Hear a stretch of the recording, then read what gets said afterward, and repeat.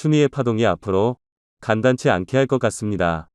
추미애 전 법무부 장관이 이제 문재인 전 대통령과 있었던 일들을 보다 구체적으로 폭로하기 시작했습니다. 내년 총선 출마를 시사한 추미애가이 친문 고민정이 자기 지역구 협력 국회의원님을 감지하고 고민정을 쳐내기 위해서 친문 진영을 공격하고 있는 게 아니냐는 분석이 나오고 있는 가운데 뒤에서 이재명은 박수를 치고 있을지도 모릅니다. 당시 추미애 법무부 장관의 사퇴를 촉발시킨 것은 바로 민주당이었고 민주당의 당시 대표는 이낙연이었습니다. 추미애는 이낙에 대해서 굉장히 감정적으로 불필요한 기색을 여러 차례 보인 적이 있습니다. 섞이기 힘듭니다. 이런 가운데 문재인 정권에서 법무부 장관을 지낸 이유는 아마도 검찰 손 좀 보라고 했던 것 같은데 조국의 후임으로 추미애가 달린 것은 상처였습니다. 별 효과도 없었습니다. 자, 그렇게 윤석열 검찰총장은 무사인데 추미애 장관은 끌려 내려왔습니다. 아마도 여론 때문에 이낙연 당시 민주당 대표 등 민주당이 문재인 당시 대통령에게 요구했던 것으로 보입니다. 자, 이제 시간이 흘러 추미애 내가 민주당 공천을 받아야겠다고 판단했는지 갑자기 폭로를 시작했습니다.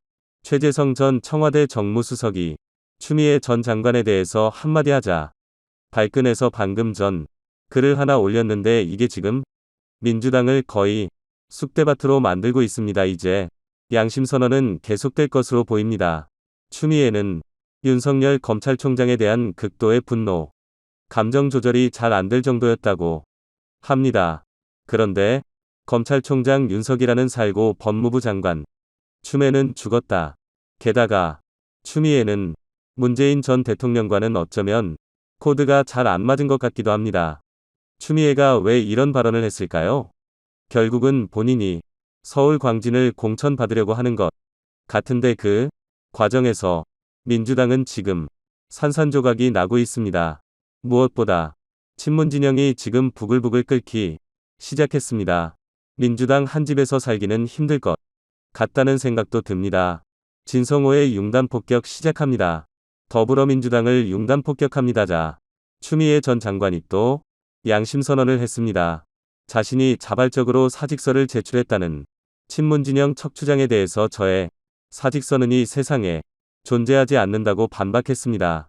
그러면서 그날 있었던 문재인과 추미애 간에 있었던 일들을 폭락하기 시작했습니다. 자, 추미애 전 장관 방금 전 페이스북에 글을 올리고 저에게 사직의 의미는 촛불 국민에 대한 사명을 다하지 않고 약속과 대위를 저버린다는 것이었다. 그래서 사직을 거부했다. 사직서를 쓸 수가 없었다고 주장했습니다.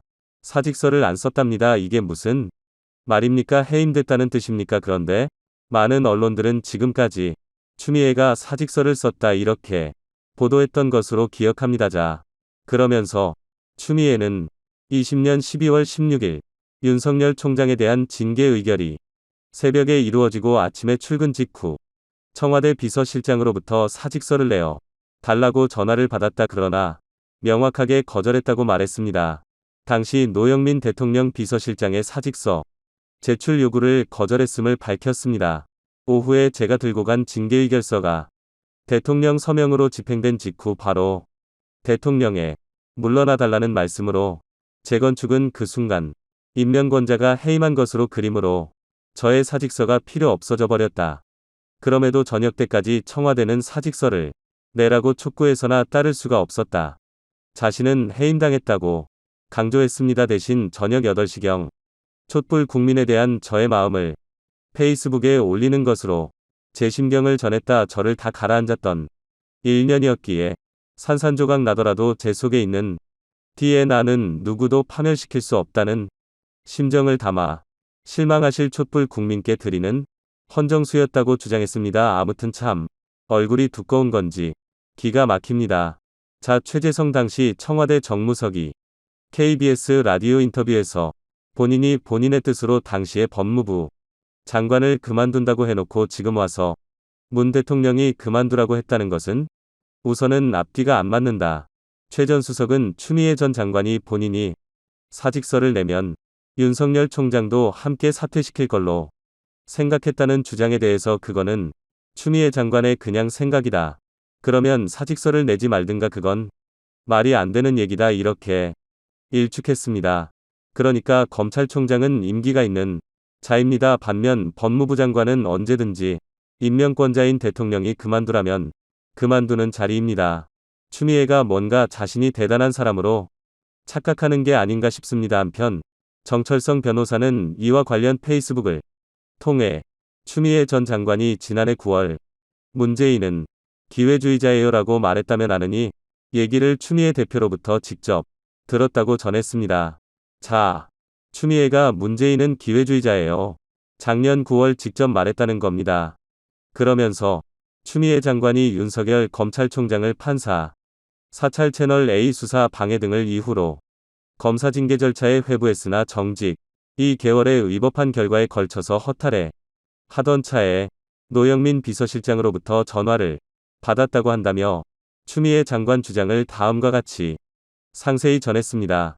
근데 여기서 보면이 뭐 추미애한테 노영민이 결국 징계 결정이 내려졌군요. 축하합니다.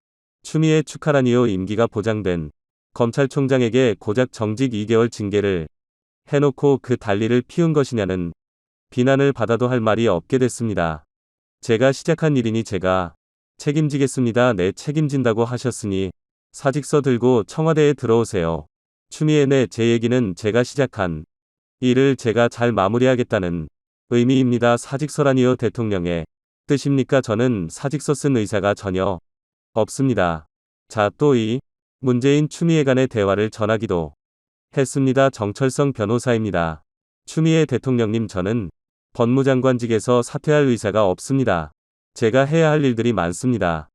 중간에서 그만두면 안 되는 일들입니다. 문재인, 추미애 장관은 당대표까지 하셨던 분 아닌가요? 당이 장관직에서 사퇴하길 원하는데 이러시면 되겠습니까? 그동안 수고 많으셨습니다. 장관직에서 사퇴해주세요. 정채성 변호사가 전했던 내용입니다. 자, 아무튼 당대표까지 하셨던 분이 당에서 요구한다. 당이 사퇴를 원한다. 이낙연 대표가 당시에 해당 대표. 암튼 지금 분위기가 심상치 않습니다. 문재인 대국 대중이었습니다. 여러분.